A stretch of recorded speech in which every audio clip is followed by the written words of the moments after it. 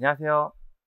네, 2023년 경영지도사 2차 시험 마케팅 분야 소비자 행동론 해설 강의 진행하도록 할 거고요. 일단 해설 강의 말씀드리기 전에 일단 간단하게 총평할 텐데, 올해 소행론 같은 경우는 기출문제를 너무 많이 탔어요. 그러니까 사실 이제 일반적으로 시험 봤을 때 기출문제가 반복 출제되는 빈도가 사실 그렇게 높진 않거든요. 근데 올해 같은 경우는 이제 기존의 기출문제들 중에 한 50%예요. 50% 정도가 그냥 기출문제랑 거의 유사한 문제로 출제가 되었다라고 보시면 되고, 그 다음에 이제 나머지 50%가 기출문제랑은 좀 다른 관점에 대한 내용들이었다라고 보시면 돼요. 그리고 나머지 그 기출문제 아닌 50%는 또 역시나 제가 실전 모의고사 과정에서 다 한 번씩 쓰게 만들어 드렸던 내용들이었다라고 보시면 됩니다. 그래서 이제 그런 특징을 가지고 있는 것이 올해 시험이었다라고 보시면 되고, 그 난이도 같은 경우는 그 예년도의 난이도랑 유사한 난이도였다고 보시면 돼요. 그래서 전체적으로 마케팅 관련 같은 경우는 예전보다 좀 쉬운 형태의 난이도였다라고 보여지고, 소비자 행동론은 유사한 형태의 난이도였다라고 보여집니다. 그래서 그 정도 가지고 간단하게 총평 드리고요. 이제 하나씩 문제 보시면, 첫 번째, 문제 1번. 관여도는 소비자 행동의 다양한 측면에 영향을 미치는 중요한 변수다.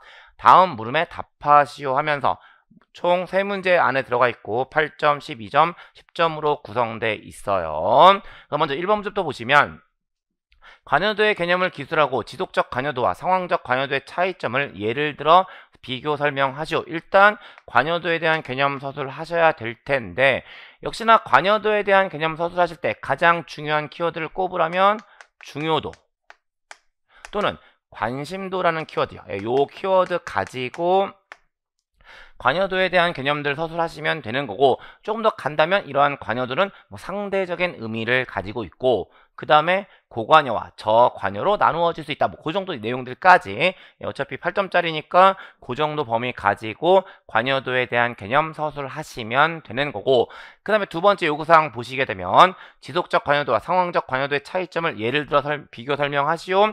역시나 지속적 관여도와 상황적 관여도에 대한 개념 설명한 다음에 예를 드시면 되는데, 지속적 관여도와 상황적 관여도, 지속적 관여도 말 그대로 지속적이란 표현 가지고 항상 관심을 가지고 있는 거, 그게 바로 지속적 관여도라고 보시면 되고, 상황에 따라 달라지는 형태의 관여도를 상황적 관여도라고 한다라고 보시면 되죠. 그래서 그렇게 지속적 관여도와 상황적 관여도에 대한 개념을 서술하신 후에 예 작성하시면 돼요. 그래서 뭐 지속적 관여도에 대한 예 하나 언급해 주시면 되고, 상황적 관여도에 대한 예 하나 언급해 주시면 되는 내용이라고 보시면 되죠. 그래서 그렇게 작성하시면 문제 1-1번에 대한 이야기 다 정리된 거고요. 그 다음에 1-2번 보시면 관여도와 구매 동기에 따른 FCB 그리드의 4분면에 속하는 각각의 제품군 특성을 예를 들어 설명하고, 해당 영역별로 적합한 마케팅 커뮤니케이션 전략을 기술하시오. 역시나 일단 이 4개 4분면이 정리가 돼야 되고, 4개 4분면이 정리가 되면 그 안에서 그 제목 하에서 두 가지 내용들을 작성하시면 되죠. 첫 번째, 제품군 특성을 예를 들어서 설명하시면 되는 거고, 또 한 가지가 마케팅 커뮤니케이션 전략을 기술하시면 되는 문제라고 보시면 되잖아요. 그래서 그럼 이제 당연히 이 문제에 대한 답안을 작성하기 위해서는 이 4개 4분면을 떠올리는 게 가장 중요한 의미를 가지고 있는데, 보시는 것처럼 관여도와 구매 동기에 따른 이라고 하고 있으니까 관여도가 고관여와 저관여로 나누어지는 거고, 구매 동기가 feel product이라고 하는 것과 think product이라고 하는 두 가지, 그러니까 feel과 감성과 think 이성이라는 두 가지로 나누어진다라고 보시면 되죠. 그럼 이제 여기가 고관여와 저관여, 그 다음에 feel과 think로 나눠진다고 말씀을 드렸으니까 이 두 개를 각각 엮으면 당연히 여기에 4개 분야가 되겠죠. 고관이면서 feel 제품, 고관이면서 고관이면서 think 제품, 그 다음에 저관이면서 feel 제품, 저관이면서 think 제품이라고 하는 4가지가 들어온다라고 보시면 되고, 그 4가지에 대해서 역시나 예를 들어 설명하는 것하고 마케팅 커뮤니케이션 전략에 대한 내용들을 서술하시면 되는 문제, 그게 바로 1-2번과 관련되어 있는 내용이라고 보시면 되고, 그렇게 작성하시면 1-2번 정리된 거고, 그 다음에 1-3번 보시면 정교화 가능성 모델 관점에서 관여도 수준에 따른 소비자 태도 형성 과정과 마케팅 시사점을 각각 설명하시오라고 하고 있고, 역시나 두 개, 관여도에 따라서 소비자 태도 행동 형성 과정과 마케팅 시사점을 설명해라 라고 이야기하는 건데, 이 소비자 태도 형성 과정 뭐에 대한 얘기일까요? 중심 경로와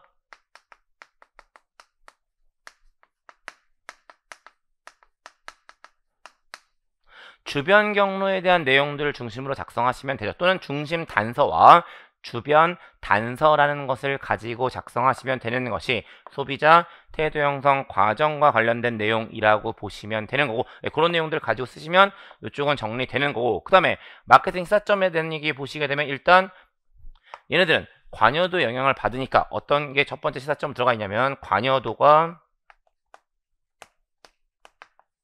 고려가 돼야 된다라는 사실이 첫 번째 마케팅 시사점으로 들어가 있습니다. 그 다음에 두 번째, 역시나 이제 그 정보를 전달할 때 매체 쓸 때 인쇄 매체 쓸 것이냐 방송 매체를 쓸 것이냐라는 거고요. 일반적으로 방송 매체와 인쇄 매체는 어떤 차이점을 가지고 있다고 보시면 되냐면, 방송 매체보다 인쇄 매체가 소비자가 더 많은 시간 그 매체를 볼 수 있는 거잖아요. 그러다 보니까 일반적으로 관여도가 낮을수록 방송 매체 쪽이 더 많고요. 관여도가 높을수록 인쇄 매체 쪽이 더 높은 특성을 가지고 있다라고 보시면 돼요. 그럼 이제 관여도가 높다면 중심 경로를 쓸 거고, 중심 경로를 쓴다면 방송 매체보다는 인쇄 매체가 더 효과적이다라고 이야기할 수 있다라는 거죠. 그리고 이제 그게 바로 두 번째의 마케팅 시사점이 된다라고 보시면 되는 거고, 그 다음에 마지막으로 일단 개념적으로 중심 단서 또는 중심 경로와 주변 단서 또는 주변 경로로 나누어지지만 이 두 가지를 동시에 고려하는 것도 당연히 가능하다라고 보시면 돼요.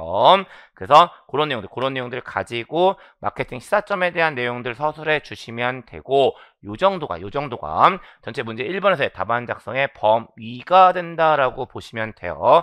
그렇게 말씀을 드리면서 문제 1번에 대한 전체적인 내용들 확인하고 넘어가는 거고,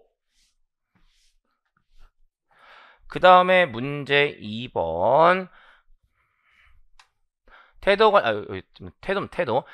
관련 모형 및 이론에 관한 다음 물음에 답하시오 라고 하면서 3점짜리 들어가 있고요. 역시 소문제 3개, 그리고 고관여 태도 이론 3가지죠. 피시바인의 다소성 태도 모형, 확장된 피시바인 모형, 그 다음에 계획된 행동 이론, 요 3가지가 되는 거고, 요 3가지에 대한 내용들을 문제 하나씩 들어가 있습니다. 그럼 먼저 피시바인의 다소성 태도 모형에서 태도가 형성되는 과정을 설명하시오.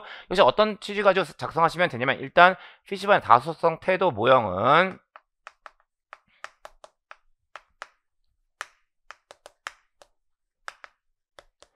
대상에 대한 태도를 측정한다라고 보시면 되죠. 그런데 이 대상에 대한 태도가 속성, 신념과 속성에 대한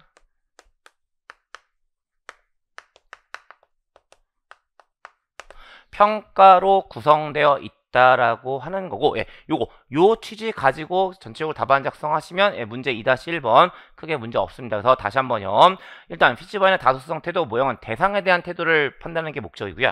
그걸 판단하기 위한 목적으로 속성, 신념과 속성에 대한 평가를 활용한다는 형태 가지고 작성하시면 되고요. 그렇게 작성하시면 문제 2-1번에 대한 전체적인 답안 작성 방향 이야기 된 거고, 다음 2번 확장된 피시바인 모형에서 구매 행동이 결정되는 전체 과정을 설명하시오. 역시나 얘는 뭐와 관련돼 있냐면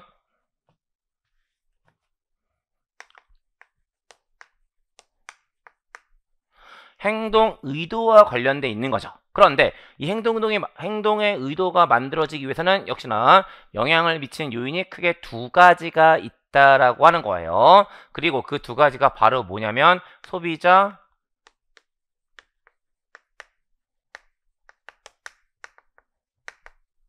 행동에 대한 태도와 사회의 주관적 규범이라는 2가지가 된다라고 보시면 되죠. 그래서 일반적으로 어떻게 많이 표시하냐면 행동 의도는 행동에 대한 태도와 사회의 주관적 규범을 합쳐 놓은 거다라는 형태로 많이 이야기를 하긴 해요. 근데 이제 문제에서는 전체 과정을 설명하라고 하고 있는 거니까 이게 먼저 들어오는 거죠. 그래서 행동에 대한 태도와 사회의 주관적 규범이 행동 행동 의도의 형성에 영향을 미치고 그걸 통해서 구매 행동이 결정된다라는 형태의 논리를 가지고 답안 작성하시면 역시나 2-2번 되는 거고, 결국 2-2번에서 꼭 들어가야 되니까 뭐 2-1번도 마찬가지지만 키워드들을 보시면 행동 의도, 행동에 대한 태도, 사회, 주관적 규범에 대한 내용들이 들어가면 뭐 전체적으로 답안 작성에 크게 문제가 되는 내용들은 아니다라고 보시면 되는 거고, 그렇게 말씀을 드리면 문제 2-2번에 대한 답안 작성 방향도 이야기가 됐어요. 그 다음에 2-3번 보시면 계획적 행동 이론 관점에서 구매 행동이 결정되는 전체 과정을 설명하시오라고 하고 있고, 이것도 역시 똑같은 논리가 된다라고 보시면 되는데, 뭐가 역시나 정리가 돼야 되면 이것도 행동 의도가 만들어지는 거죠. 근데 이 행동 의도가 만들어질 때 앞에서 얘기했던 확장된 피시반 모에서 얘기하고 있는 행동에 대한 태도와 사회의 주관적 규범에다가 한 가지가 더 추가돼 있다라고 보시면 되죠. 그리고 그게 바로 뭐냐면 지각된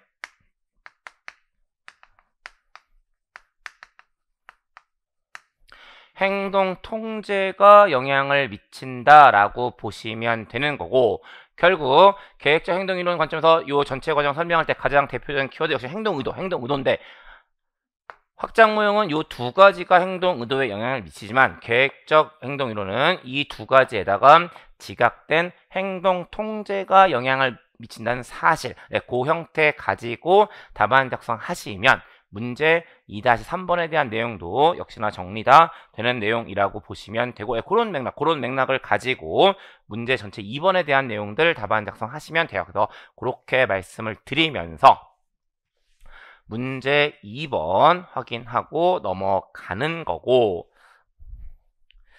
그 다음에 문제 3번 홀이 제안한 저맥락 문화와 고맥락 문화의 차이점을 4가지만 설명하시오. 요거 역시 기출문제 중에 하나이긴 했었는데, 지금 일단 저맥락 문화와 고맥락 문화가 뭔지에 대한 개념 잡으시면 될 텐데, 말 그대로죠.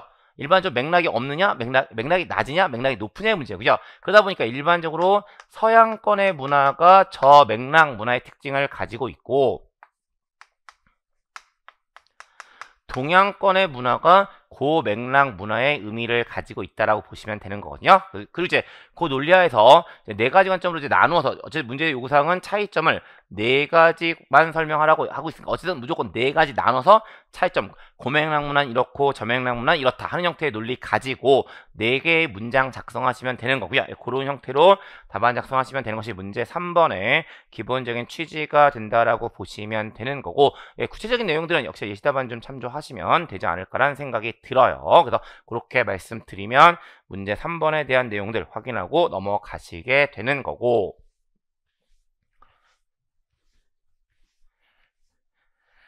다음 문제 4번이요.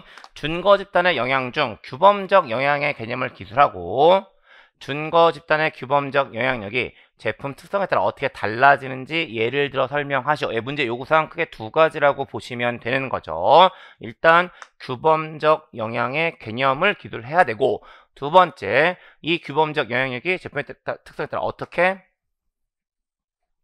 달라지는지를 예를 들어서 설명하라고 되어 있습니다. 그럼 먼저 규범적 영향의 개념적인 측면부터 보시면 되는데, 지금 이게 뭐의 문제냐면 준거 집단의 의미니까 내가 어떤 집단에 소속되어 있으니까 다른 사람들이 나를 지켜보고 있는 거죠. 그러니까 준거 집단의 규범적 영향이라고 하는 것은 다른 사람들의 기대에 수능, 여세계형 수능은 뭐의 의미를 가지고 있냐면 복종의 의미를 가지고 있어요. 그래서 규범적 영향이라고 하는 것은 다른 사람들의 기대에 순응하고자 하는 것을 의미한다라고 보시면 돼요. 그리고 다른 사람의 기대에 순응한다는 것은 다른 사람에게 어떻게 보이는지를 고려하는 거. 그게 바로 규범적 영향의 개념이다라고 보시면 되는 거고, 거기다 이제 역시 예시답안 보시면 이제 거기에 추가적으로 어떨 때 그 규범적 영향이 커지는지 이런 것들이 상황적으로 들어가 있죠. 첫 번째, 준거 집단이 보상과 처벌을 줄 수 있다고 지각할 때. 두 번째, 개인 행동이 집단에 의해 쉽게 관찰될 것이라고 믿을 때. 세 번째, 개인이 능동적으로 집단의 보상을 받고자 하거나 처벌을 피하고자 할 때라고 쓰여져 있고요. 그런 내용들 가지고 규범적 영향에 개념적인 서술 하시면 되는 거고, 그 다음에 뒤에 얘기 제품의 특성에 따라 어떻게 달라지는지에 대한 것을 예를 들어 설명하게 되는 거고, 역시나 예시답안 보시면 그 맥주를 구입할 때 이 맥주를 내가 직접 소비할 것이냐 아니면 다른 사람에게 접대할 것이냐 라는 형태에 있을 때, 만약에 다른 사람에게 접대하는 경우라면 뭘 좀 더 신경을 쓸 거냐면 브랜드 같은 것들 좀 더 보여지는 모습들을 좀 더 신경을 쓰겠지만, 그냥 내가 개인적으로 소비하는 경우라면 상대적으로 다른 사람에게 접대하는 경우보다는 뭔가 보여지는 측면들을 덜 고려하겠죠. 그래서 그 역시나 예시답안 가지고 보시면 친구를 접대하기 위해 맥주를 구매하는 경우에는 브랜드 선택에서 준거 집단의 규범적 영향이 강하게 나타나는 반면, 개인적 소비를 목적으로 구매할 때는 규범적 영향이 낮은 것으로 나타난다. 요게 바로 규범적 영향력이 제품 특성에 따라 어떻게 달라지는지를 예를 들어 설명하는 내용이라고 보시면 되고요. 네, 그렇게 답안 작성하시면 문제 4번에 대한 것도 역시나 정리해서 이야기가 되었다라고 보실 수 있습니다. 그 다음 문제 5번, 모델링 효과에 영향을 미치는 요인에 관한 다음 물음에 답하시오 하면서 10점짜리 문제임에도 불구하고 소문제가 두 개로 나눠져 있어요. 첫 번째, 모델링 효과에 긍정적인 영향을 미치는 모델 특성 세 가지만 기술하시오. 역시나 6점이니까 하나 쓸 때마다 2점씩 얹어진다라고 보시면 되는 거고, 역시나 요거 그냥 그 여러분들 기본서 교재에 그냥 딱 그대로 있는 내용들 딱 제가 쓰시면 되는데, 어떤 것들이 있냐면 제일 첫 번째, 매력적이거나 신뢰성이 높을수록 신뢰적으로 느껴질수록이 첫 번째 특성이라고 보시면 되고요.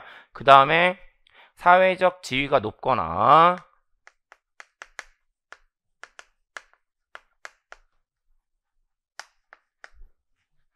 전문 지식을 가지고 있을수록, 그 다음에 마지막 한 가지가 뭐가 들어가 있냐면 관찰자와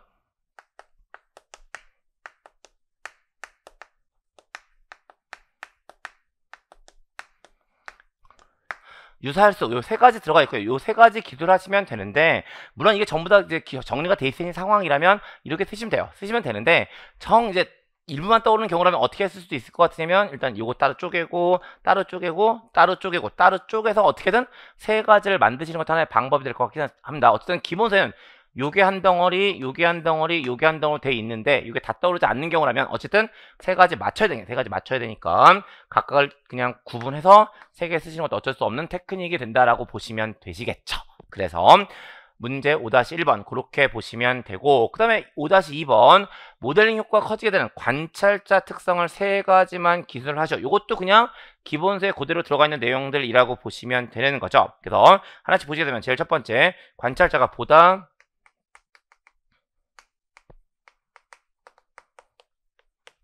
의존적일수록 모델링 효과가 커진다라고 보시면 되는 거고요.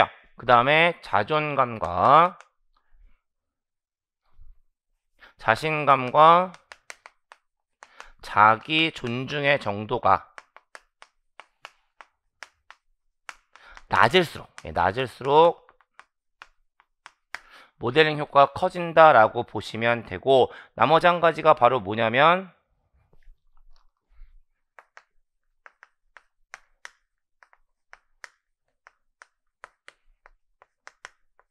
모방 행동에 따라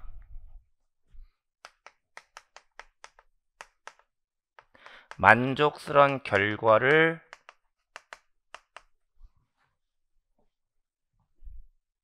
얻은 경험이 많을수록이라고 보시면 돼요. 한 번 더요. 그 관찰자 특성, 그러니까 모델링 효과가 커지는 관찰자 특성 세 가지는, 일단 관찰자가 의존적일수록, 그 다음에 자신감과 자기 존중의 정도가 낮을수록, 모방 행동에 따라 만족스러운 결과를 얻은 경험이 많을수록 이라고 보시면 되고, 요 세 가지를 이제 요 문제에서 요구하고 있는 내용들이라고 보시면 되고, 그 형태로 보시면 이제 5-1번과 5-2번에 대한 내용들 작성하시면 되고요. 사실 요건 뭐 그 교재에 있는 내용들에서 그냥 그대로 쓸 수밖에 없는 상황이긴 한데 역시 안 떠오르시면 어쨌든 요 내용들 유추해서 뭔가 좀 맞게 쓰시는 거고, 사실 또 이게 또 이제 채점자 입장에서 교재 없는 내용이긴 하지만 말이 되면 어떻게 할 수가 없어요. 그러니까 좀 유추해서 쓰시는 것도, 그러니까 기억이 나지 않으시면 유추해서 쓰시는 것도 하나의 방법이기는 한 문제이긴 하죠. 그래서 그렇게 말씀을 드리면 문제 5번에 대한 이야기 다 정리해서 이야기가 된 거고, 그 다음에 마지막 6번 문제고요. 점화 효과와 구성 효과를 각각 설명하시오. 네, 사실 이 문제 어려운 문제 아닌데요.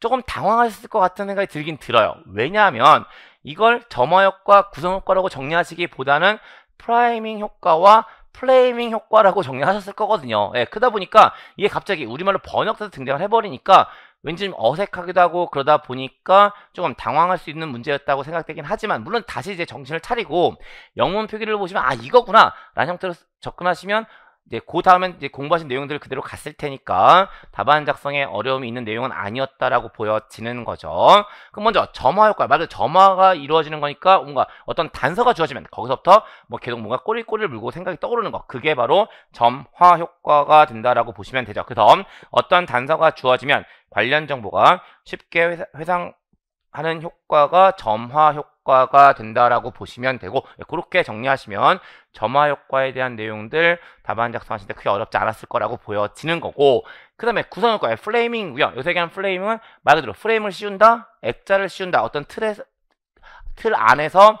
해석하는 것을 의미한다라고 보시면 되는 거죠. 그래서 소비자들이 같은 내용의 정보라 할지라도 그 정보가 어떻게 구성되는가에 따라 다르게 지각하고 그에 따라 대안의 평가도 달라진다는 것이다. 즉 같은 내용이라도 어떤 방식으로 질문하냐에 따라 소비자의 판단과 선택이 달라지는 현상이 바로 구성 효과 또는 프레이밍 이펙트가 된다라고 보시면 되는 거고, 그런 내용들 가지고 답안 작성하셨으면 문제 6번 역시 크게 문제가 되는 내용들은 없었다라고 보여지는 겁니다. 그리고 여기까지 말씀을 드리면 2023년도 경영지도사 2차 시험 마케팅 분야 소비자 행동론에 대한 문제들 살펴보셨고, 여기까지 말씀드리면서 마무리 짓겠습니다. 네, 수고하셨습니다.